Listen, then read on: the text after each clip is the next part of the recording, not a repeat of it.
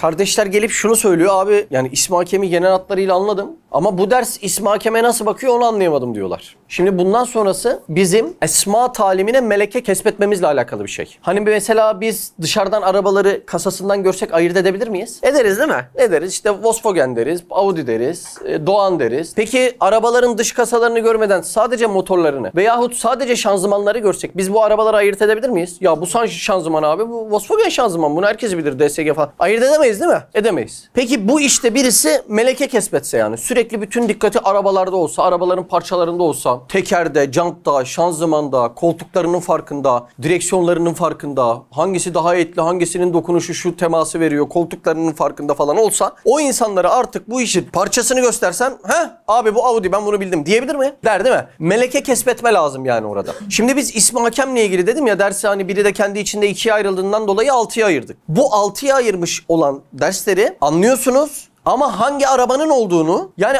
bu İsmi Hakem'e mi bakıyordu? Bu kısmı anlayamıyoruz ya şimdilik. Burası işte meleke kesbetmeyle alakalı. Yani Risale-i Nur'dan okuduğumuz cümleleri sürekli kainatta hem cüzde hem külde tefekkür ede buraya bakıyor mu, buraya bakıyor mu, buraya bakıyor mu, buraya bakıyor mu diye artık buradaki cümlelerden bir tanesi biz meleke kesbettikten sonra buradaki paragraflardan bir tanesi, buradaki yazılardan bir tanesi bize okunsa motorun parçasından hangi arabaya ait olduğunu bilir gibi diyeceğiz ki abi bak bu mesele İsmi Hakem'e bakıyor diye, ondan sonra anlayacağız. Yani biz ne yapıyoruz şu an? Parçadan bütüne gidiyoruz. Tüme varım yapıyoruz. Burada problem var mı? Şimdi bugünkü dersimizdeki İsmi Hakem meselesi, anahtar cümlemiz şu: şirki kabul etmez. Şimdi dersi ben anlattığımda bence iyi anlayacaksınız. Bizim de şirk meselesi kendimizce bildiğimiz bir ders. Ama ders bittikten sonra diyeceksiniz ki abi İsmi Hakem bunun neresinde, yani ben bunu göremedim diyeceksiniz. Peşin diyorum ki meleke kesbettikten sonra bunu ancak görebileceğiz diyorum. Anahtar cümle ne Furkan? Şirki kabul etmez. Bu kainatın Sani Kadir ve Hakiminin mülkünde iştirak yeri yoktur. Şimdi Sani Kadir, sanatkar ve Kadir ne oluyor? Kudret sahibi değil mi? Ve Hakim. Hakim ne oluyor?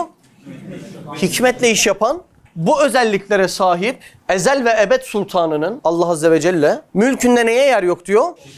Şirke yer yok diyor. Şimdi bu kainat kitabında Utku, yani Allah Azze ve Celle'nin mülkünde arz dersem ne dersiniz? Arz neresi? Sema? Arş, Allah'ın bir ressamın tablosu gibi sanatını gösterdiği her yer arş.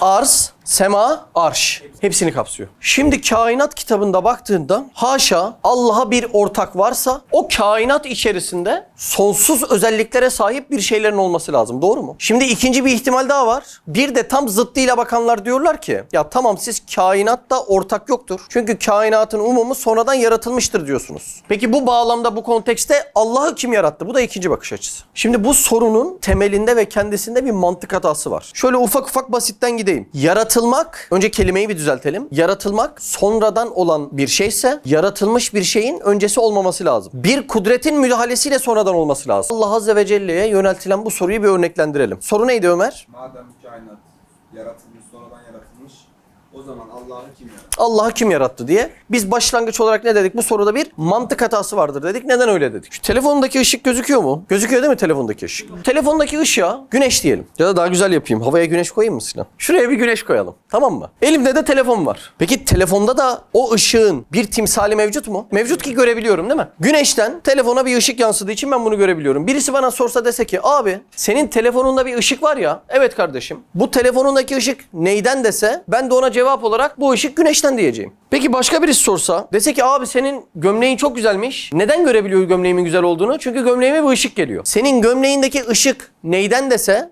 cevaben diyeceğim ki gömleğimdeki gördüğün ışık güneşten. Sonra soruyu soran adam çeşitlendirip en son sinirlense ve dese ki abi sana da hangi soruyu sorsam onun ışığı güneştendir diyorsun. Peki güneşin ışığı kimdir? Güneşin ışığı kendindendir. Biz buna zati diyoruz. Zati. Şurada gördüğünüz güneş var ya. Şu güneş var ya, siz de görün diye buraya aldım. Şu gördüğünüz güneşin ışığı kendindendir, zatidir. Güneşe senin ışığının kaynağı nedir sorusunu sormak bir mantık hatasıdır. Buraya kadar problem var mı? Güneşi alabilirsiniz Sinan. Bir gün yağmur yağdı. Tam o esnada da elimdeki çikolatam ıslanmış. Materyal kullanımımız çok iyi farkındaysanız. Alnından Aslan Giray geliyor ya. Abi diyor ben o çikolatayı yiyecektim ya diyor. Kardeşim ıslandı kusura bakma ya diyorum. İyi de abi o nasıl ıslanır ki yani? Onun ıslaklığı neyden diyorsun? Ben de diyorum ki kardeşim bunun ıslaklığı sudan diyorum. Ardından tamam abi ya vermek istemiyorsun bir de bahane diyor. Ya kardeşim bak bunun ıslaklığı sudan inan bana diye ısrar ediyorum. Ardından tamam abi neyse ben gidiyorum gel sarılayım diyor. Aa abi diyor senin gömlek de sırılsıklam olmuş diyor. Sinan bunları yapacaksın. Abi diyor senin gömleğin ıslaklığı neyden diyor. Ben de diyorum ki kardeşim benim gömleğimin ıslaklığı da sudan diyorum. Sonra diyor ki ya Mehmet abi sana da neyi sorsam onun ıslaklığı sudan diyorsun. Peki suyun ıslaklığı neden diye soruyor. Islaklık suyun kendi özelliğidir ve zati bir özelliktir. Suyun ıslaklığı nedendir sorusu tamamen bir mantık hatasıdır. Peki zati özelliği bulunan bir şeyde mertebe ve kıyaslama yapabilir miyiz? Yapamayız değil mi? Mesela Mahsum. Şimdi şuradan bana ana obje kim? Ana obje benim. Fatih bana şöyle bir avuç su attı. Şu kadar. Avucuyla su attı. Islandım. İrfan da bir kova su attı. Islandım. Hangisi beni daha çok ıslattı? İrfan'ın bir kova suyu beni daha çok ıslattı. Neden? Çünkü ıslaklık benim zati bir özelliğim değildir. Benim ıslanmam veya ıslanmamam, kuruluğum, ıslaklığım arasında çok sayıda mertebe vardır. Doğru mu? Peki şimdi geldim ikinci soruya. Bir bardak suyu okyanusa mı döksem okyanus daha çok ıslanır? Yoksa okyanusu bir bardak suya mı döksem bir bardak su daha çok ıslanır? Böyle bir soru sorulamaz. Neden? Islaklık suyun zati özelliği olduğundan ister bir bardak suyu okyanusa dök, ister okyanusu bir bardak suya dök. Daha az ve daha çok ıslandı diye suya böyle bir şey yöneltemezsin. Neden? Zati özelliği ıslaklık olan bir şeyde ıslanmanın mertebesi olamaz. Buraya kadar problem var mı? Şimdi diyorlar ki kainatı Allah yarattı ise ki suyun ıslatması, güneşin ısıtması, ışık göndermesi gibi yaratma yani halk etme Allah'ın zati bir özelliği. Madem kainatı o yarattı, o zaman yaratıcıyı kim yarattı diye bir soru sorduğun anda yaratmak onun zati özelliği ise ki yaratıcıya kim yarattı diye sorma zaten komik bir çelişki. Yaratıcıysa yaratılamaz zaten. Öyle değil mi? Ne deniyor bu tür mantıksız sorulara? Paradoks deniyor. Yani insanların bu asırda zihnini ve kalbini neyle meşgul ediyorlar Seyfo? Paradoks sorularıyla. Mesela ben sana bir soru sorayım. Asla ve kat'a yerinden oynamayan bir taş. Asla ve kat'a durmayan bir trenle çarpışsa ne olur?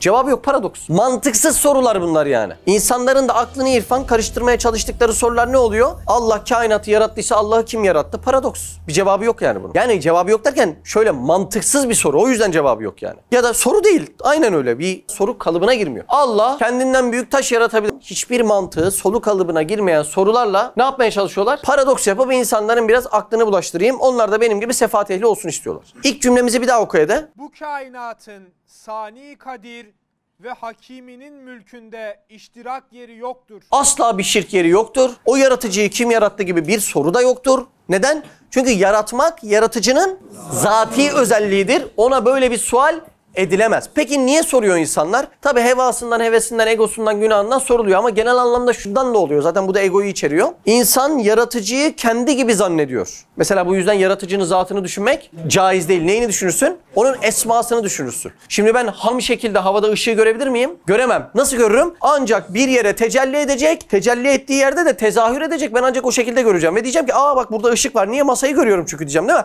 Ben ışığı havada tutup görebilir miyim? Göremem. Şimdi yaratıcının özellikleri de esması, şimdi işlediğimiz esma konuları, talim esma bir yere tecelli eder. Ben de onun tezahürüyle görürüm. Demek ki ben onun sanatına bakacağım ve öyle sanatkarı tanıyacağım. Peki bir mimar yaptığı binaya benzer mi? Benzemez. Bir marangoz yaptığı masaya benzer mi? Benzemez. Bir demirci yaptığı demire benzer mi? Benzemez. Yaratıcı da sana bana benzemiyor. Demek bizim burada yaptığımız hatalardan, başta gelenlerden bir tanesi. Biz yaratıcıyı kendimiz gibi tasavvur etmeye çalışıyoruz. Böyle etmen uygun olmadığından dolayı zatını düşünmek caiz değilken sanatları ile yaptığını tanımak işin en güzel ve kolay yoludur. Buyur Hüseyin. Bir şey zati olsa onun zıttı ona arız olamaz.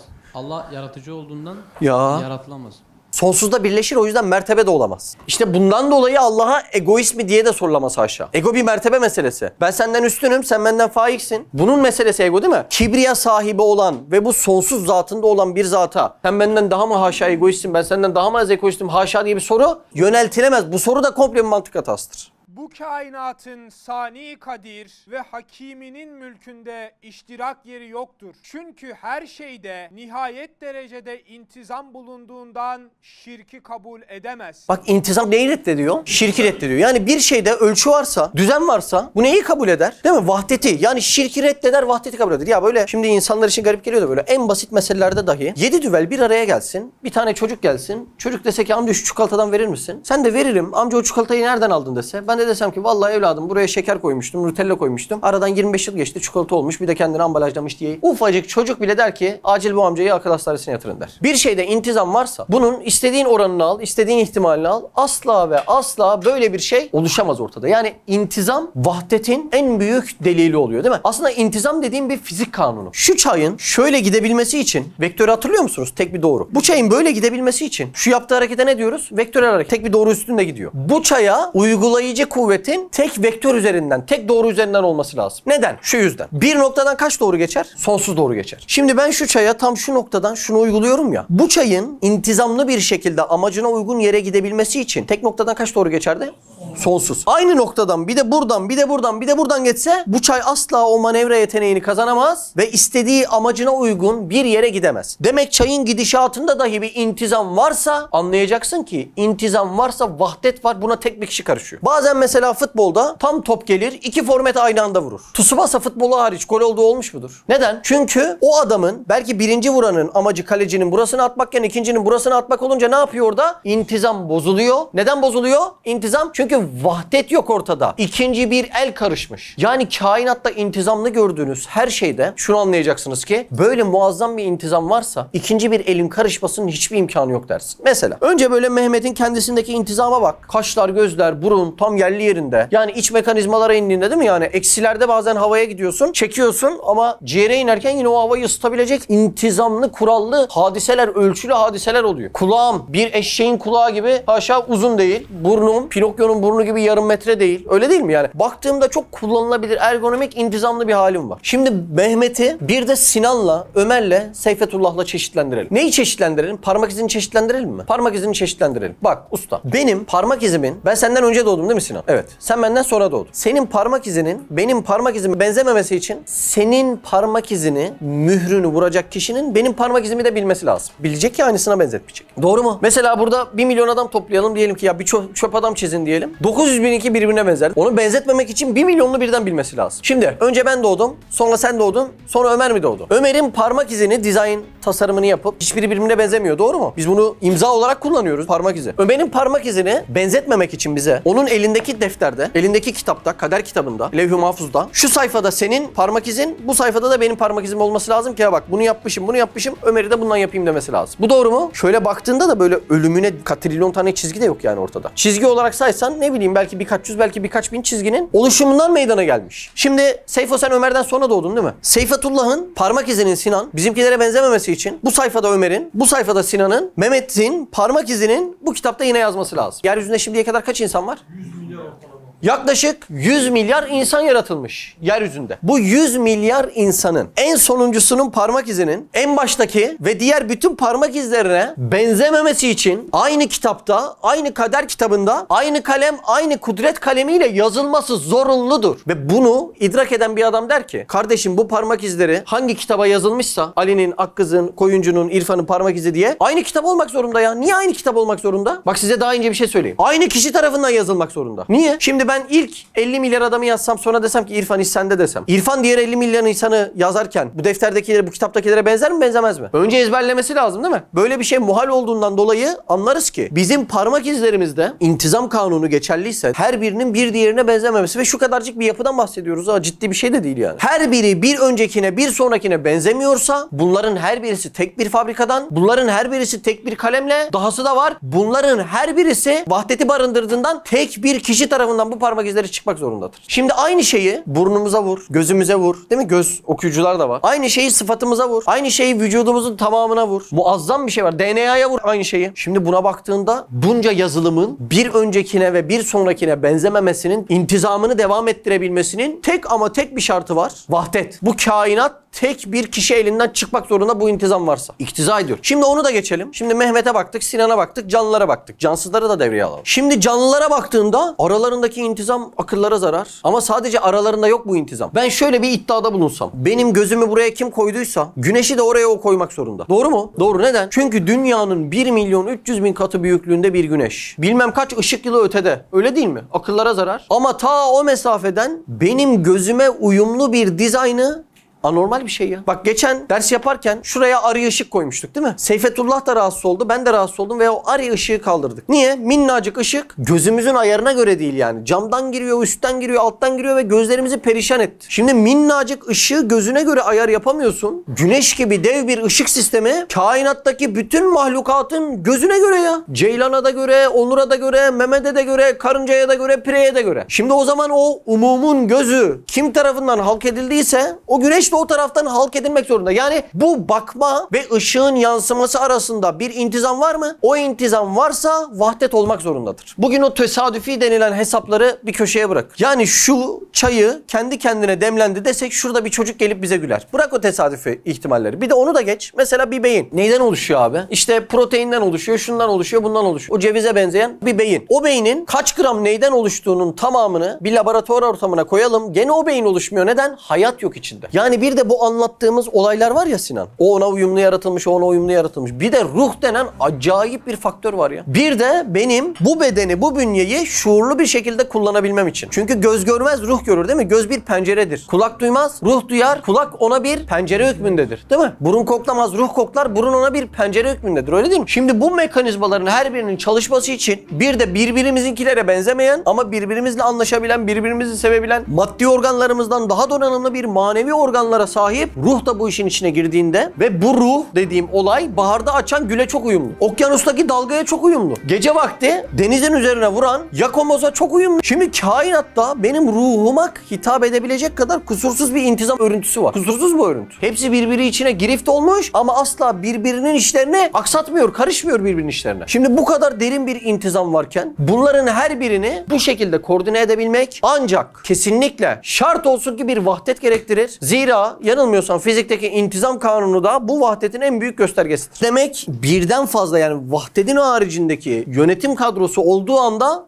bütün intizam, bütün düzen dağılıyor. Kainatta az önce söylediğim intizamlı işlere böyle bir ayrıntılı bakın. Tavuğu düşün, tavuktan çıkan yumurtayı düşün. Bak o bile intizamlı. Çıkabileceği kadar o yumurta var. Yani tutup şu kadar bir tane de atmıyor. Tutup bir deve kuşu yumurtası kadar bir şey de atmıyor ortaya. Onda bile bir intizam var. Kedinin mırlamasına bak, kedinin gıdasına bak. Birbirlerini kovalama hamlelerine bak ya. Çok ilginç. Böcekler gidiyor, fare onu yiyebiliyor yani. Fare böcekten yavaş olsa aç kalacak belki. O fareyi de başka bir yılan avlayabiliyor. Yılan fareden sinsi olmasa aç kalacak belki. O yılanı da etrafına başkalarının yanaşmıyor. Ta gökyüzünden bir kartal geliyor, alıyor, yiyor. O kartal da o uçma istidadı olmasa kartal belki besin bulamayacak. Yılanlar belki ormanı hakim olup aslan kırar rehin alacak belki. Allah o bütün o ormandaki nizamı bile sağlamış. Akıl alır gibi değil ya. İşte bu denklemleri kafana alacaksın Ömer. Bahçede, terasta, orada burada gezeceksin. Yoksa biz bu işlerin tefekkürünü meleke edemeyiz. Bir cümle geçiyordu, hatırlayan var mı? İntizam ile iş görmek İlim ile olur. Allah Allah. Şu çikolatanın intizamına ilim gerekiyor. Öteki türlü bize o tesadüf, bu tesadüf ne kadar komik ya. Şimdi bir gün oturdum merak ediyorum. Velev dedim benim vücudumdaki hücreyle başlayayım. 100 trilyon hücre. Her hücrede de takribi 100 trilyon atom var. Anladın mı Ömer? Akıllara zarar, rakama bak yani. 100 trilyon tane hücrem var. Her hücrede de 100 trilyon atom var. Hani o endoplazmik retikulum falan var ya, hepsi onlar işte atomlardan oluşuyor.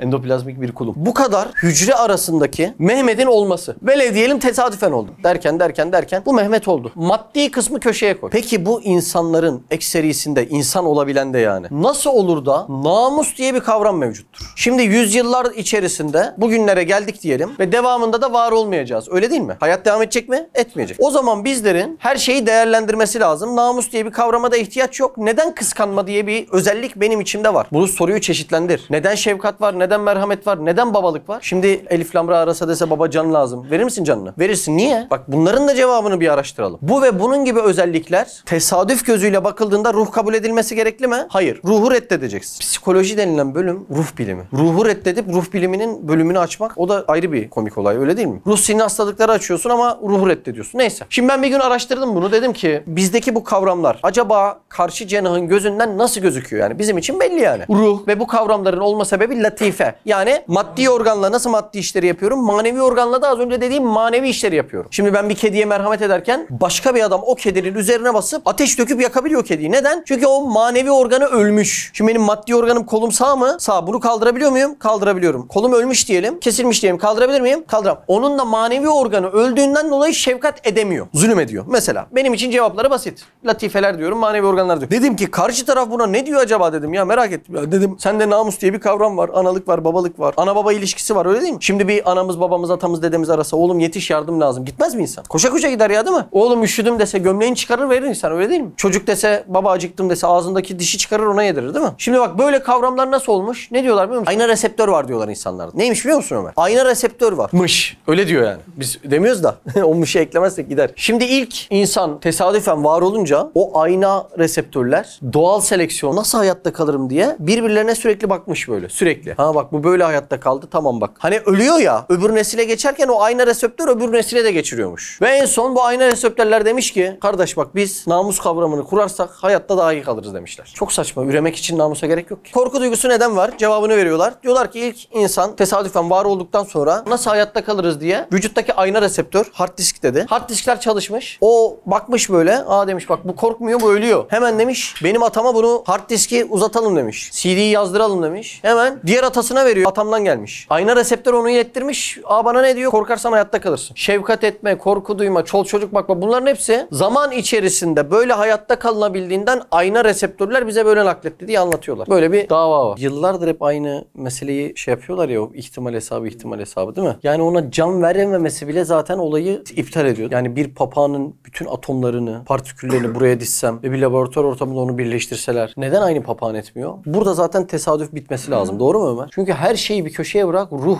dediğimiz, hayat verme dediğimiz olay hiç kimsenin gücü yetebileceği bir hadise değil. Buradan bile insanın anlaması lazım. Ağaç da aynı hayatlı, zihayat. Zihayat, zihşur. İki kavram. Allah razı olsun. Çünkü müteaddit eller bir işe karışırsa o iş karışır. Bir memlekette iki padişah. Bu var ya mükemmel bir delil. Sadece beyin şöyle yapıyor. Kardeşim beni iyi dinle. Sen Risale-i Nur'u okuduğun ilk günden beri burayı okuyorsun. Senin bu bilgiye ihtiyacın yok diyor. Beyninizin bu oyununa gelmeyin. Beynin ihtiyacı olmasa da ruhun ve kalbin trilyon kez ihtiyacı var. Kalbin sindirmesiyle beynin bilmesi arasında çok dünyalar kadar fark var. Dünyalar kadar. O yüzden bu kelimeleri, bu cümleleri ilk günkü gibi okumamız lazım. Bunların her birisi okyanusa her daldığında birinde zümrüt, birinde altın, birinde zebercet, birinde pırlanta bulabileceğin, yani dalgıçlığına göre ne kadar gavvas dalgıçsın onun ortaya çıkabileceği hakikatler hep aynı cümlede saklı. Aynı cümlenin içerisinde. Şöyle yapıyor muyuz? Çilek tohumu mu biliyorum ya. Çilek tohumu ama sen ondan meyveyi alıyorsun. Hem de defalarca. Senin onun çilek tohumun olduğunu bilmen midene doyurmuyor. Senin bu hakikatleri daha önce bir köyde iki muhtar olduğu gibi falan bunları daha önce duyman da ruhunu doyurmuyor. Hep ihtiyacı var. O yüzden bu cümleler gelince, çünkü benim nefsim böyle diyor. Bilmiyorum sizin nefsiniz de diyor. Bir memlekette iki padişah, ben burayı biliyorum dur geçeyim. Benim nefsim diyor bunu yani. Ben de nefsime iradeyle karşılık vermem lazım. Hayır ya sen ne yani zihnen biliyorsan da ruhen iyi mi biliyorsun sanki? Diyebilmem lazım. Anladın mı? İnsanlar okuyor çok kolay. Aa ben de böyle derdim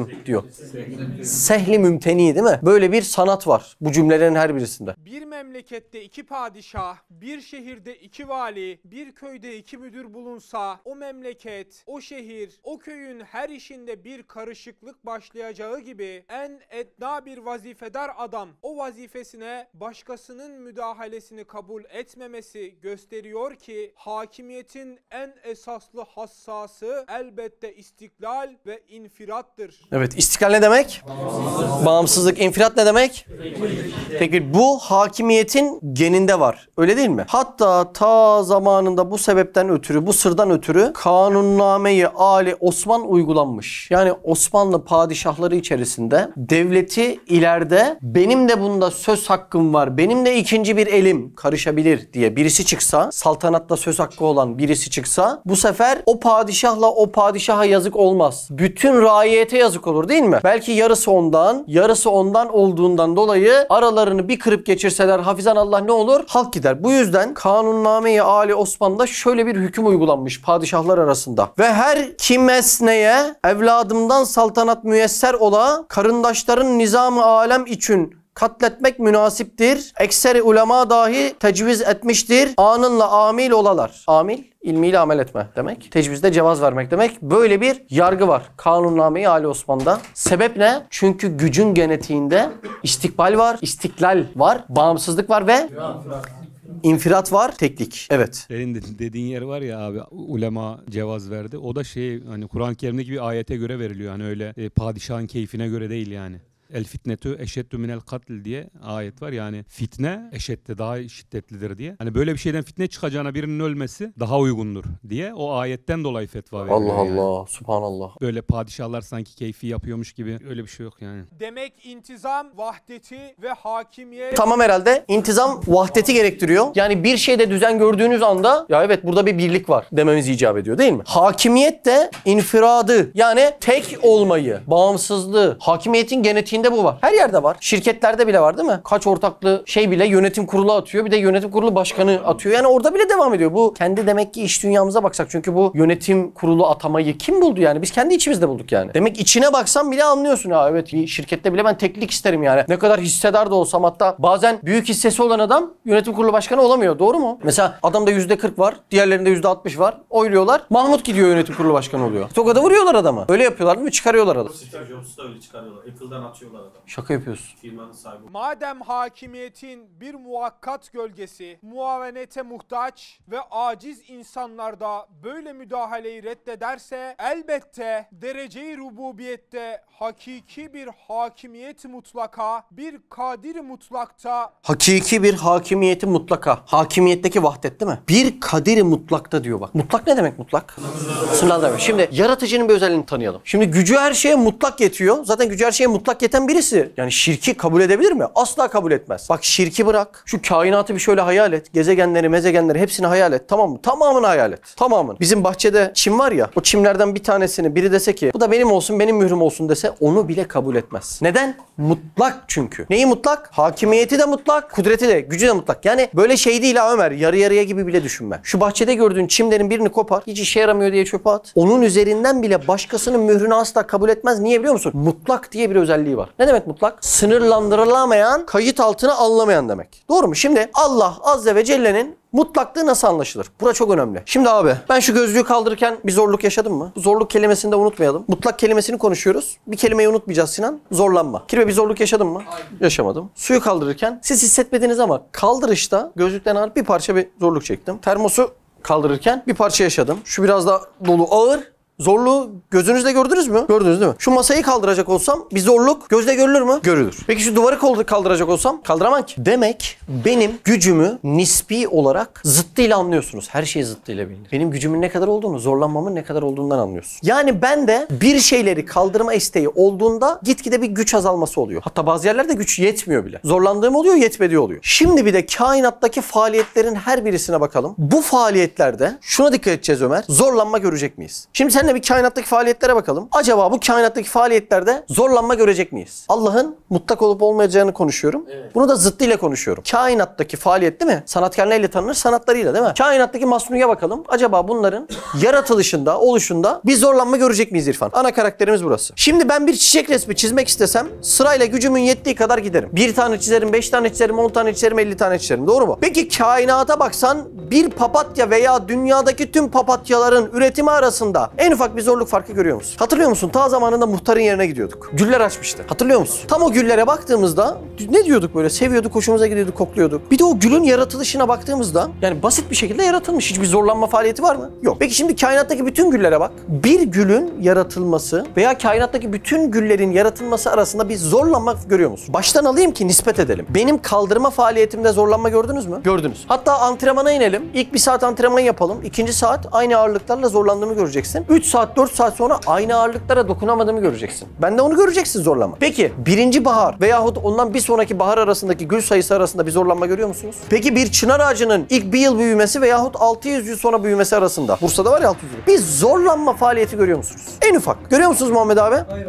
Görmüyorsunuz. Peki bir yorgunluk alameti veya eksiklik alameti görüyor musunuz? Konuyu baştan alayım. Allah'ın mutlaklığını konuşuyorum. Mutlaklığını konuşurken de diyorum ki bak her şey zıttıyla bilinir. Allah'ın mutlaklığını şu kainata bir temaşa edelim diyorum. Niye? Burası sergi alanı değil mi? Meşer alanı. Kainatta Allah'ın icraatı sübhanesine bakalım. En ufak bir zorlanma, yorgunluk emaresi veyahut eksiklik alameti görecek miyiz? Buna bakıyoruz. Benim 1 bardak kaldırmam ile 5 bardak kaldırmam arasında gözle görülen bir zorlanma var değil mi? Şurada bile denesek. Bak 1 bardak iste hemen kaldırdım. 5 bardak iste abi. Bak iste. Bak. Bak problem yaşıyorum. Daha zor kaldırdım. Arada ciddi bir faaliyet farkı var mı? Var. Ama kainattaki fiillerde bunu görebiliyor musunuz? Göremiyorsunuz. Mesela Ede şöyle bir şey hissettin mi? Ya ben 3 yaşında saçım uzarken hiç hissetmiyordum. Ama geldim 23 yaşıma. Saçım uzarken artık zorlanıyor ya saçım uzamakta. Ben böyle rica ediyorum ya ne olur uza falan diyorum. Böyle bir şey var mı? Asla böyle bir şey yok değil mi? Vazifelerini kusursuz yapıyorlar. Peki senin saçın uzarken kainatta hepimizin saçı da aynı rahatlıkta uzuyor mu? Peki bu saç uzamada bir zorlanma faaliyeti var mı? Yok. Elektronu atomun etrafında çevirmesi ile gezegenleri tesbih gibi çevirmesi arasında bir fark görüyor musunuz? Elektronun dönüşü. Zaten yani en temel yapı olarak elektronu alsan onun dönüşü zaman demek oluyor. Yani zaman dediğin olay ne? Maddenin hareketine zaman deniyor. Şimdi baktığında zaten onlarda bir problem olsa zamanda da problem olur. Şimdi en ufak yapı taşının dönüşüyle Andromeda'nın arasında bir dönüş farkında bir zorlanma görüyor musunuz? Ya bu kolay yapıyor da bunu zor yapıyor diye. Asla böyle bir şey yok. Bir yorgunluk alameti görebiliyor musunuz? Bak kainatta 10 üzeri 70 civarı atom olduğundan bahsediliyor. Varsayım bu. 10 üzeri 70 atom var. Bunların her biri daimi ve düzenli bir şekilde faaliyet içinde mi? Bir zorluk görüyor musun? Yorgunluk alameti görüyor musun? Allah'ın mutlaklığını konuşuyoruz. Mutlak gücünü, mutlak ilmini. Yani oraları sen koyacaksın. Mutlak şefkatini. O vasfı sen koyacaksın. Tamam mı abi? Mutlaklık benden, kalanı senden. Kainattaki 10 üzeri 70 tane atom var. Gezegenler var. Bunların her birisinde muazzam şekilde intizam var ama asla bir zorlanma alameti mevcut değil. Hadiste diyor ki nefsini bilen Rabbini bilir. Marifetün nefs. Yani nefsini bilen Rabbini bilir. Yani Allah'ı tanımak için kişi kendini referans alabilir mi? Alabilir değil mi? Hatta nefsin sana verilmesinin en temel sebebi burasıdır. Allah'ı tanımaya bir anahtar gibidir değil mi o hazineler? Arada cömertleştiğin oluyor mu? Oluyor mu arada cömertleştiğin? Ya bugün var ya bir gaza geldim. Şu bulaşıklarınızı yıkayayım. Tüm Mersin'inkini yıka. Bizim cömertliğimiz ne? Nispi ve sınırlı. İşte sende nispi olan cömertlik Allah'ta mutlak. Neye nispet ettim? Kendimi referans alarak yaratıcıyı tanıdım. Ben de cömertlik sınırlı mı? Allah'ta cömertlik sınırlı mı? Hayır, mutlak cömert. Bak. Kimi referans alıp tanıdım? Kendimi. Duyma yeteneğin var mı? Var. Sınırlı mı? Sınırlı. Bizim evde annem ne diyor bir duysana. Şu an duyamam çünkü sınırlı. Allah Azze ve Celle'nin duyması var mı? Var. Sınırlı mı? Hayır. Mutlak. Ve Üstad ne diyor? Biz onun tabirinden aciziz diyor. Biz gibi değil yani aşağı. Peki Allah'ın zatını da bu şekilde düşünebilir misin? Buna hayır dedik. Bir daha hatırlatmak istiyoruz. Allah'ın zatını düşünmek caiz değil. Çünkü ortada referans alabileceğin bir şey yok. Mesela az önce cömertliğini referans alabileceğin bir şey var mı? Var. Duymasını referans alabileceğin bir şey var mı? Var. İnsan kendisini baz alıp düşün. Mesela ben bu odayı yönetebiliyorum. Ha demek Allah da kainatı öyle yönetiyor. Bak bunları referans alabiliyorsun. Ama zatıyla ilgili haşa referans alabilecek bir şey var mı? Hayır yok. Bu kelimeye vurgu yapmak istedim. Mutlak kelimesi. Sınırsızlığı ne demek diye. Şimdi abi az önce şey dedik ya, adam kendini Allah'a benzetiyor, o yüzden hata ediyor dedik. Buradakinde bir fark var. Kendimizi tanırsak kendimizin kendi acizliğimizde Allah'ı tanıyacağız aslında. Yani mesela şu an az önce cömertliğimizi kıyas ettik. Sıfatlarını, esmasını bir de derin olacak ama şuunat-ı ilahiyi. Asıl işin esprisi o. Şuunat-ı ilahi ile ilgili risale var. Tamam mı? Burada asıl espri ne biliyor musun? İlahi halleri bilme meselesi. Şuunat-ı ilahi ne demek? İlahi haller. Mesela senin kızdığın, öfkelendiğin oluyor mu? Haşa Allah'ın da oluyor ama sen ben gibi değil. Biz tabirinden aciziz. O ilahi hal oluyor. Bir Senur'da geçiyor yani ilim çalışan bir talebe şehit oluyor ilim çalışırken. Ondan sonra Münker Nekir geliyor. Men Rabbüke diyorlar. Men müptedadır. Rabbüke onun haberi yüklemidir diyor. Men müpteda öznedir diyor. Bu soru kolaymış diyor. Bana başka sual et diyor. Ne diyor orada? Rahmet tebessüm etti diyor. Şimdi ne demek o? Şuunat-ı ilahi. Abi ihlasında içini yaralım ne çıkacaktı? Şuunat-ı ilahiyi hisseden bir yapı çıkacak yardığında. Yani şunu diyeceksin. Şu içimde ırmak gibi akan meyil ancak şuunat-ı ilahiyi razı eder diyeceksin. Ondan sonra şunu anlayacaksın. Amelin çokluğu değil, özdeki kalite bu işi çözüyor diyeceksin. İşte tam orası yani Rabbi tam tanıma kısmı şuunat-ı ilahi. Bak benim koyuncuyu ilk 3 gün tanımamla benim İrfan'ı ilk 3 gün tanımamla kaç yıl oldu? 20. 20 yıl tanımam arasında fark var bak. İlk 3 gün tanıdığımda boyu, posu, nereli, memleketi nerede okuyor? 20 yıl sonrasında İrfan'ın artık bir tırnağı olduğunu hatırlamazsın. İrfan'ın saçı olduğunu hatırlamazsın. Kaşı gözü olduğunu hatırlamazsın. Aranda artık duygu yoğunluklu bir sinerji vardır. Tek dikkatine çarpan odur. Anladın mı demek istediğim? Artık sanki beden bedenden çıkmış ruh ruhla muhataptır yani. İşte tam orada İhlasın içinden akan meyille şuunat-ı ilahi öyle buluşacak. Tam işin en özü o. Nedir diye soruyorsun. Anladın mı? İlahi haller. Rıza orada saklı. Ben bu memleketi infak edeyim. İçimdeki meyelan o şuunata dokunmasın. Sevaptan bile sayılmaz. Günahtan bile sayılabilir. Bu adam kendine kahraman desinler diye böyle yaptı diye. Yakaladın mı orayı? Asıl bura işte. İlahi haller. Kainatta şirkin kabul edilmemesi ismi hakemmiş. Cemal içerisinde Kemal'in, Kemal içerisinde Cemal'in saklı olması. Sandıkça üst içinde sandıkça. Matruşkalar var ya iç içe iç içe. Bu neymiş? Bu ismi hakemmiş yani. Büyük sandıkçayı açıyorum. Küçüğü çıkıyor. Küçüğü açıyorum. Onun içinde de yine büyüğü çıktı. Değil mi? Cemal içinde Kemal, Kemal içinde Cemal. Bu ismi hakemmiş yani bak. Burayı anlamam lazım yani. Kainatta şu an neyi anlıyoruz? Kainatta abi ikinci el değmiyor. Bu ikinci el değmemesi ismi hakemdir. Madem hakimiyetin bir muvakkat gölgesi, muavenete muhtaç ve aciz insanlarda böyle müdahaleyi reddederse elbette derece-i rububiyette hakiki bir hakimiyeti mutlaka, Kelimeler oturuyor değil mi? Hakimiyeti mutlaka, evet. bir kadir mutlakta bütün şiddetiyle müdahaleyi reddetmek gerektir. Biz bunu kainata az önce müşahede ettik. Hiçbir zorluk emaresi görmedik. Böyle zorluk emaresi görülmeyen bir şeyde bir çimin üzerine bile ikinci markayı kabul etmez asla. Asla kabul etmez. Şimdi Mercedes tanınan bir markadır diye şu su alsa üstüne Mercedes'in amblemini bassa ne yaparlar? Perişan ederler bunu. Benim markamı benden başka kimse kullanamaz, hiçbir şeye basamazlar değil mi? Aynı o mantık düşün. Marka mühür çok önemli bir şey yani. Eğer zerre kadar müdahale olsaydı intizam bozulacaktı. Ömer, intizam varsa vahdet var. Vahdetin olduğu yerde koyuncu ne ister? İstiklal, infirat ister. Var mı problem? Devam. Halbuki bu kainat öyle bir tarzda yaratılmış ki Şu an neyi tanıyacağız Seyfo? Kainat. Allah Allah. Kainat nasıl yaratılacak ki yani? Bildiğimiz kainat. Bak bir açıklasın ama nasıl yaratılacak? Tefekkür edelim. Kainata obje aldı. Evet. bir çekirdeği halk etmek için Bak bir çekirdekten bahsediyor. Biz geçen çekirdek ektik mi kirve bahçeye? Ektik. Allah Allah, bak şimdi bu çekirdekten bahsediyor. Devam. bir ağacı halk edebilir bir kudreti lazım. Allah Allah, şimdi bizim bahçede elma ağacı var mı? Var. O elma ağacının çekirdeğinin yaratılması için elma ağacının yaratma gücü olması gerekiyormuş. Allah Allah, başka? Ve bir ağacı halk etmek için de kainatı halk edebilir bir kudret gerektir. Bir dakika. Şimdi bizim bahçede saksı içerisinde elma ağacı var ya. O elma ağacının olması için kainat mı olması lazımmış? Çok garip ya. Elma ağacı için ne lazım?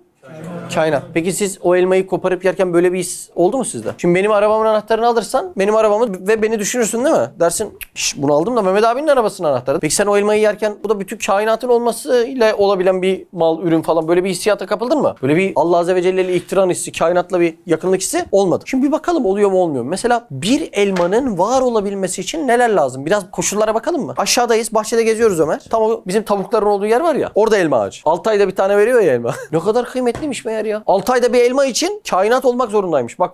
Olaya bak. Şimdi o elmanın elma olabilmesi için atom lazım mı? Element lazım mı? Mineral lazım mı? Karaciğer korunabilsin diye elma asidi lazım mı? Bak. O elmada ne lazımmış karaciğer korusun diye? Elma asidi lazımmış. Sindirim kolaylaşsın diye bir karbonat iyonu lazım mı? Yoksa o elma ısırdığın gibi çat belki midende kalacak. Toprak hem de bütün manevi fabrikaları ile o toprak lazım mı? Manevi fabrikadan kastım anlaşılıyor mu? Eğer toprağın içinde manevi fabrikalar olmasaydı ağacın büyümesinde lazım olan bütün renkler, pigmentler, kalıplar, yaprakların her birisi için CNC makineleri ve demir kalıplar olmak zorunda. Çünkü o yaprak niye orada duruyor? Kalıp var demek ki öyle duruyor. Sen demir döktüğünde kalıp olmadı mı istediğin şekilde duruyor mu? Yaprak niye duruyor? Kalıp var demek ki. Nasıl bir kalıp? Manevi kalıp. Peki dünyanın 1670 kilometre hız ile kendi etrafında, bununla birlikte 108 bin kilometre hızla da güneşin etrafında dönmesine devam etmesi lazım mı? Peki bu faaliyet esnasında sadece Samanyolu galaksisinde 400 milyar yıldızın da ona devam etmesi lazım mı? Hem de birbiri içinden geçerek ve birbirine çarpmayarak. Yani benim az önce bizim bahçeye indiğimizde yediğimiz elma var ya, yediğimiz 6 ayda bir veren. O elmanın elma olabilmesi için bütün kainatın intizamlı bir şekilde çalışma zorunluluğu var mı? Buraya kadar problemimiz var mı? Problemimiz yok. O zaman ben şöyle bir cümle etsem olur mu? Abi bu elmanın bütün kainata ihtiyacı var. Elma muhtaç. Bunu desem olur mu? Elma madem bütün kainat lazımsa o elma kainata muhtaç. Şimdi aynı şeyi mesela bizim aslan giray için konuşsak. Aslanın da olması için bütün kainata ihtiyacı var mı? Var. Ceylanın elma armutu mantıkla gidelim. Kainattaki her şeyi düşün. Zorlanırsam tek obje al. Elmayı düş. Kendini al. Tek obje. O zaman kainattaki her şeyin var olabilmesi için sonsuz ihtiyacı var. Doğru mu abi?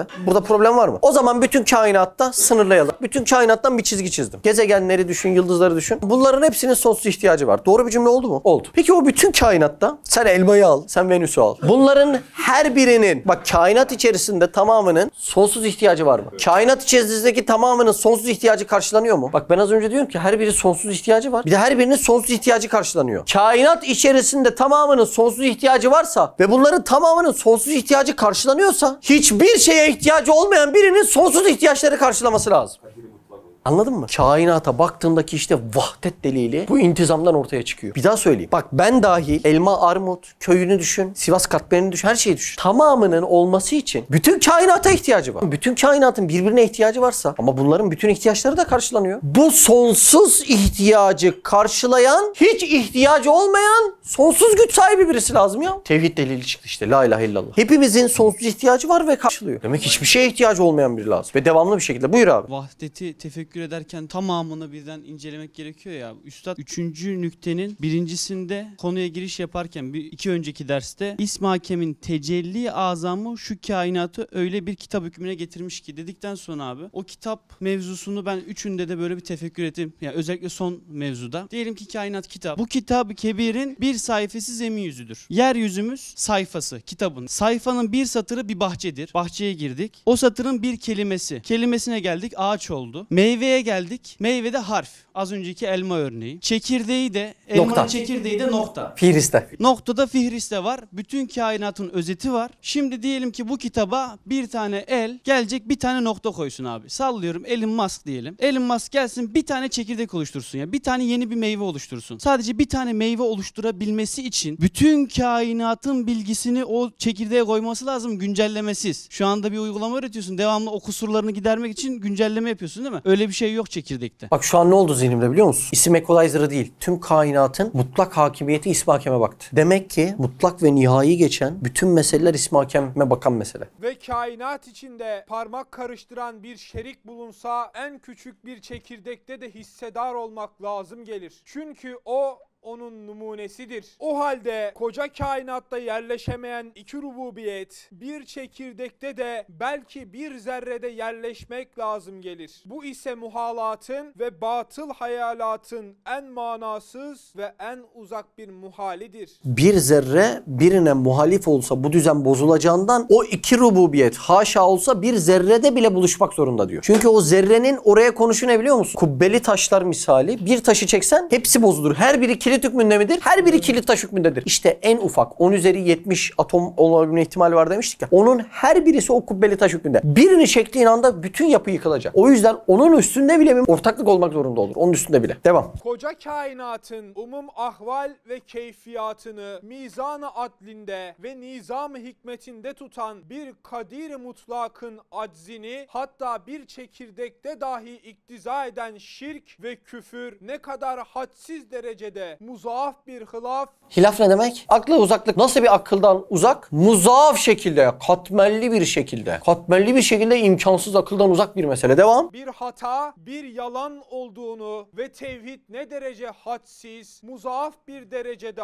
hak ve hakikat ve doğru olduğunu bil. Bir elmadan anladık tevhidin kolaylığını. Çünkü elma için kainat gerekti. Devam. Elhamdülillahi alel iman de. Günümüzde bilme noktasının ötesinde bir sorun yaşıyoruz. Şimdi bilmesiyle birlikte Allah'a inat eden bir zümre var. Biz bu bilmemeye yani Allah'ın esmasının üstünün örtülmesine küfür diyoruz değil mi? Şirk bataklığı diyoruz. Şimdi bu küfrü Üstad Hazretleri bir yerde ikiye ayırıyor. Ademi kabul, kabul adem diyor. Bunlardan bir tanesi bilmediğinden dolayı bu küfre düşmüş ve böyle insanların aklını tatmin ettiğinde ikna olması kolay. Bir problem yok. Öteki belki bizden daha fazla malumatı var ama bu malumat ile birlikte Allah'a inat ediyor ve biz de hayret ediyoruz. Ya bu kadar bilgisi olan bir insan. Mesela siz hayret etmiyor musunuz? Hücrenin içerisini bir bilimsel çalışmada görebilen bir adam nasıl Allah'ı inkar ediyor? Bak gerçekten çok ilginç. Ya da astronomi ilminde çalışan bir insan. Matematik ilmiyle ilgili çalışan bir insan. Tıp ilmiyle ilgili çalışan bir insan. Botanik ilmiyle ilgili çalışan bir insan. Botanik yani bizim sayısız kullandığımız bir şey. Sayısız. Zooloji ilmiyle ilgili çalışan bir insan. Ya hep örnek verdiğimiz şeyler. Nasıl olur da Allah'ı inkar eder ya? Bir hayret etmiyor musunuz? Şimdi artık oradan sonra bilmeme değil başka bir inat çeşidi geliyor ve üstad bu inadın sebebini öyle bir anlatmış ki. Sual. Şirk bu kadar zahmetli olduğu halde. Doğru mu? Çok zahmetli yani. Bir atomu çektiğin anda bütün kainat dağılıyor, bu kadar zahmet. Niçin kafirler bunu kabul ediyor? Hem de nasıl inkar eden bir zümre? Zoolojide, botanikte, astronomide. Bunların tamamında bizden daha ayrıntılı bilgileri görmüş insanlar. Yok ya hayır canım bunlar tesadüfen olduğu bir yaratıcının eli bunda yoktur diyor yani. Bu vahdeti ve bu intizamı bozabiliyor rahatça. Üstada da sormuşlar ya nasıl olur yani bu kadar bildikleri halde nasıl inkar ediyorlar? Cevap. Kasten ve bizzat kimse küfrü kabul etmez. Yani aklı bütün vücuttan ayıralım, müstakil bir hale getirelim, koyalım. Diyelim ki ey akıl bak sen ilkokulda, ortaokulda gördüğün fen dersi bile yeter mi bunlar için? Yeter canım, ben ne küfrü, saçmalamayın der. Kimse bilerek ve isteyerek küfrü kabul etmiyor. Abi cümlelerdeki kıymete bakar mısın? Bak çok kıymetli cümle ediyor bak Sinan. İkinci zümreye ediyor burada. Yalnız şirk hevai nefislerine yapışır diyor. Bak bak bak. Ne demek bu? Yani onlar bilgi probleminden, diyanet probleminden dolayı yaratıcıyı inkar etmiyorlar. Onlar hislerinin esiri olmuş, hevalarının esiri olmuş, canları bu tarz yaşamak istediğinden dolayı yaratıcıyı inkar ediyorlar. Bak çok ince bir yer. Çok ince bir şey. Bir de zihnimde şurası var. Çağrı diye bir film var biliyorsunuz. Çağrı filmini izlediğimde en son işte Mekke fethinde Allah Resulü Aleyhisselam diyor ki kim ki Ebu Süfyan'ın evine sığınmış güvendedir, emin eldedir. Doğru mu? Ebu Süfyan evinde o Çağrı filminde eşi Hint'le birlikte bir konuşma var. Hint diyor ki ya Ebu Süfyan nasıl olmuş da biz bunca yıl Muhammed Aleyhisselam'ın peygamber olduğunu anlayamamışız ya diyor. Ebu Süfyan ne diyor biliyor musun Sinan bak? Yaşantımız yanlışmış diyor. Yani olayı böyle hep böyle ince böyle atomu parçalayacak detaylarda düşünmeyin. Kalıbı olmayan kek pişmez, bu kadar basit. Şekli olmayan namaz kabul olmaz, bu kadar basit. Yaşantı ve tarzı hareket yanlış olduğunda da içine, pasta kalıbı gibi düşün. İçine de o mana akmayabilir yani. Her zaman manadan madde doğmuyor. Bazen madde yanlış olup manayı da bozabiliyor. Maddi tavırlar yani. Yaşantımız yanlışmış diyor. Bak burada da diyor ki şirk onların hevai nefislerine yapışmıştır diyor. Yani onlar atomu parçalayacak kadar zeki olduklarından o halde değiller. Mükemmel yeni bir kapı ve yol bulduklarından ya. Buldularsa anlatın. Bir gün bir kardeşle konuştuk. Abi bir şey soracağım. Sor kardeşim. Abi bak sorarım ama. Ya sor kardeşim bak. Abi ben sorarım ama sizi şüpheye düşüreceğimden korkuyorum. Ya senin sorunla benim imanım gidecekse gitsin zaten ya. 2 tane soruyla benim imanım şüpheye düşecekse o iman gitsin zaten. İrfan yarar mı öyle bir? Bir şeyleri tam böyle onların istediği akademik dilde cevaplandıramaya da biliriz. Ama burada şüpheye düşecek bir şey yok elhamdülillah. Ben kendim için söylüyorum yani bunu. Herkes de kendi için söylüyor. Şimdi bu itikat senin sorunla gidecekse gitsin zaten, kalmasın. Burada zaten senin böyle hiç aklına gelmeyen yeni bir çığır, yeni bir yol açtılar. O yüzden şirke düştüler demiyor ya. Yaşam tarzlarından vazgeçemiyor yani. Ne olursa olsun Allah'ın rububiyetine göre değil, kendi zihninde dünyanın raconuna ve dünyanın aktivitelerine, dünyanın ahkamına göre yaşamak istiyor ya. Diyor ki mesela dünya dediğin şeyden lezzet alınacaksa Kur'an'ın bana beyan ettiği aile modeliyle ben alamam ya. Zinaya girmem lazım diyor. Buradan gidiyor diyor. En ilginç musibet tarzı meseleleri okuyun. O musibette faize dokunan bir hadis denk gelirsiniz. Baktınız mı hiç öyle? Faiz ve ribanın zulmünden dolayı böyle oluyor diye çat diye çıkıyor yani. O adam diyor ki ya olur mu canım ya faizsiz ticaret mi işler falan diyor. Yaşam tarzını değiştirmek istemiyor. Bak inan bu yüzden küfre düşüyor. Bak gerçekten bu yüzden. Yani ya var ya şu işte adamın dedikleri de ne mantık. Ya mantıklı işte. Sen niye kanıyorsun? İstemeye istemeye. Bak kimsenin nefsi istemez oraya. Sen istemeye istemeye nefsin nereye yapışmış? Hevaya yapışmış, isteklerine yapışmış, arzularına yapışmış, kopamadığın adetlerine yapışmış. Şirke düşme sebebi bu ya Ömer. Sürekli anlatıyorsun. Sahabelerin imanı sarsılmamış, Resulullah'ın imanı sarsılmamış, Çağrı Güzün Efendimiz'in sarsılmamış, tabiinin sarsılmamış, tebe-i tabiinin sarsılmamış. Hasan Basri'nin meselelerini anlatıyorsun. Bugün konuştuk işte Bişrafi'yi anlatıyorsun. Ya onların sarsılmamış. Seninki bir onların bulduğu bir yolla. Kardeş bak bir şey anlatacağım. Aslında yaratıcıyla ilgili de böyle bir durum var. Aa öyle mi? Ya bununla gidecekse gitsin o iman ya. Onların imanının gitme sebebi kafalarını tamamen alıp onları ikna edebilecek bir yola tutunma. Ya az önce ayna reseptörü diye bir şey anlat. Ya Allah aşkına tesadüf denen kelimenin ayrıntılı manasını biliyoruz. Tevafukla yan yana koy. Allah aşkına ya. Allah aşkına. Kasıt var. Yani bir şey üst üste oluyorsa kasıt vardır. Kasıt varsa düzen vardır. Düzen varsa intizam vardır. O intizam varsa vahdet var. Yani insan küçük çocuğu ikna edemezsin ha. Abi şu termosu nereden aldın ya? Nereden alacağım ya? Demir işte yeryüzünde işte meteorlar vurmuş. Demirler olmuş. Demirlerin de canı sıkılmış gelmiş bir de marka yazayım falan demiş. Ya çocuğu inanır der ki ya Mehmet'i akıl hastanesine götürün der. Hiçbiri değil yani böyle akılca efsane bir yol gittiklerinden değil. O mealcilik bataklığına, Kur'an-ı bataklığına saplananlar da değil işte onu. Mantıklı gelmiyor anlatılanlar. Canı onu istiyor canı. Diyor ki ben bunların dediği sapkın yolu tutarsam siyasette de şu sevmediğim adama laf sokarım diyor. Ya bu yüzden girilir mi dalalet yoluna ya? Bak bu yüzden giren o kadar çok insan var ki. Ama orada da var işte hevai nefis var. Allah o imtihanı boşa yaratmıyor ya. Ben dururken nasıl başka yeri merkez alırsın diyor ya. Demiyor mu abi? Benim yani kainatı döndüren çeviren benim yani. Seni getiren ve tekrar alacak olan yine benim. Gönderen gönderdiğimi tekrar çekip hesap soracak olan benim ya. Nasıl başka bir yeri sen merkez baz alıyorsun ya? İşte razı gelmediğinden yaşam tavırlarından dolayı atıyor köşeye. Sebep ne?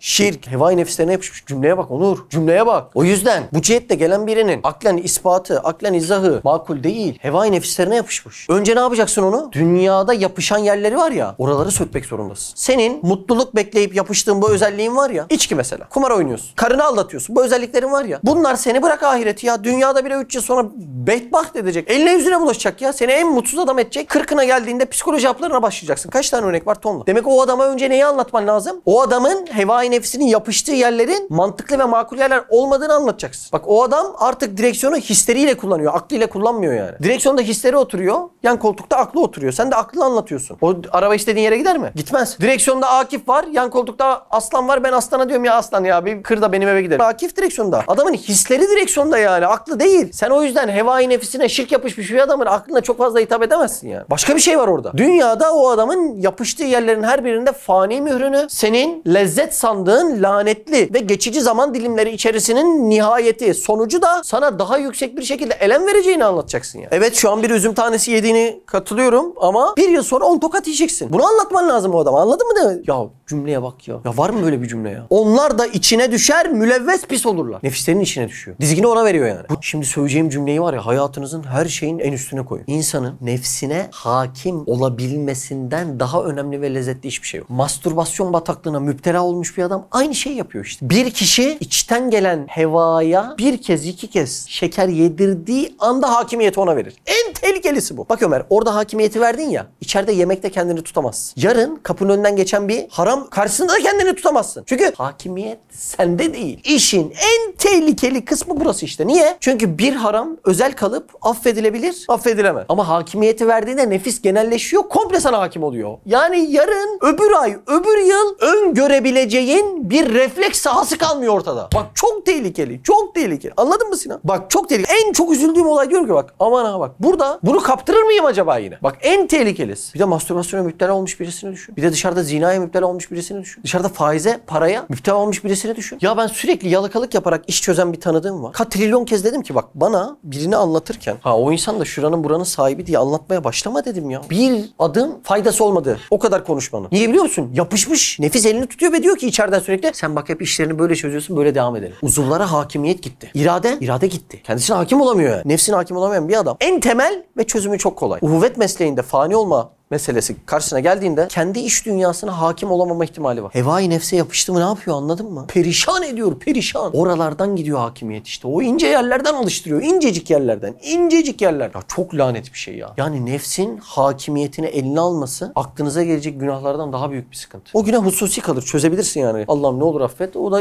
rahmeti iktiza eder. Affeder ya. Affetmez yani. O olur. Ama nefsi eline aldığında nereden af dileyeceksin yani? Tamam. Af dileyebilecek şuur yok. Günahtan daha kötü olan şey ne? Günahı hissetmeme hali. His de gitti hadi nefis aldı dizgin eline. Bura çok sıkıntılı bir şey. Çok sıkıntılı. O yüzden iman kesinlikle irade kullanımı gerekiyor. Yine Mesnevi Nuriye'de mektup var bunun. Ve nefsi her seferinde daha kuvvetli bir hale getiriyorsun. Bunun tam zıttını yapmak için orana yaz, burana yaz, burana yap. Evet şimdi ben daha dakik yapacağım. Şimdi daha hızlı bitireceğim. Abi bak o zorlama anındaki zahmetin sonucunda alacağın rahmet paha biçilemez. Çünkü nefsi yenmenin nihayetinde Allah'ın sakladığı bir lezzeti de ortaya çıkarması söz konusu. Adamların küfre düşme sebebini konuşuyoruz ha. Bizim az önce konuştuğumuz canım böyle istiyor, canım böyle istemiyorunun gelişmişi adamları küfre düşürmüş. Subhanallah. Vallahi çok tehlikeli bir olay. Onlar da içine düşer, mülevves pis olurlar. Ondan çıkması müşkülleşir. Her geçen gün, saat, dakika, yıl ne diyorsan, nefsindeki o problemi çözüp üstüne basamıyorsan ona güç verdin demek. İman ise kasten ve bizzat takip ve kabul edilmekle kalbin içine bırakılır. Kasıt ne demek? İrade şuur. Ve bizzat takip. Demek bizim buradaki işleri takip neyde büyüyecek? İmanı takipte büyüyecek. Takip etmeyi bir öğrenmenin yolu da takip edilmek işte. Hep birbirimizi takip edeceğiz sürekli.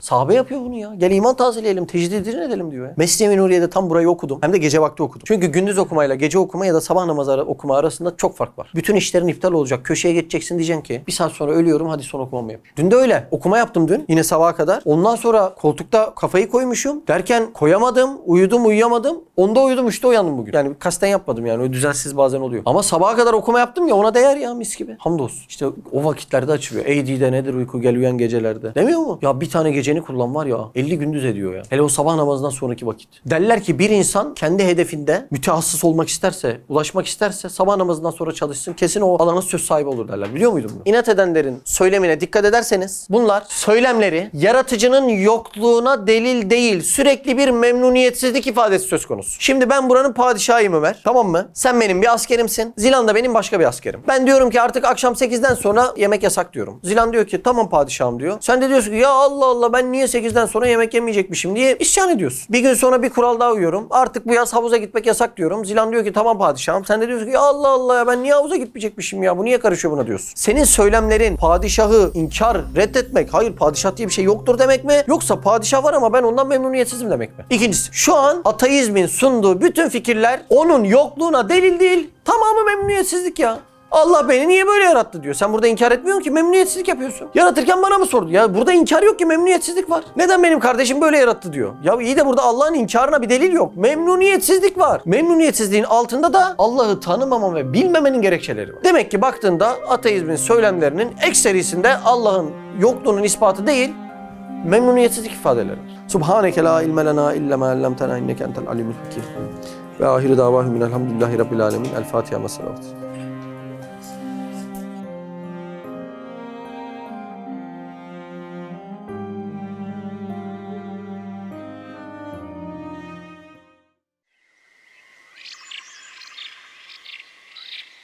Gönül sabır ile harman olmadan nasip ile buluşmazmış. Evlilik kader miydi?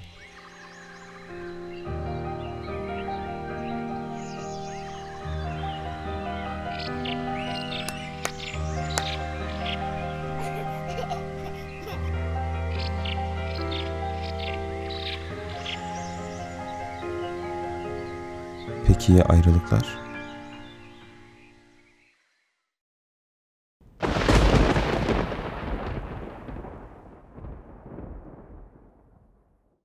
Madem evlilik kaderse ve kaderimde evleneceğim kişi yazılı ise ben neden bunca zahmete giriyorum?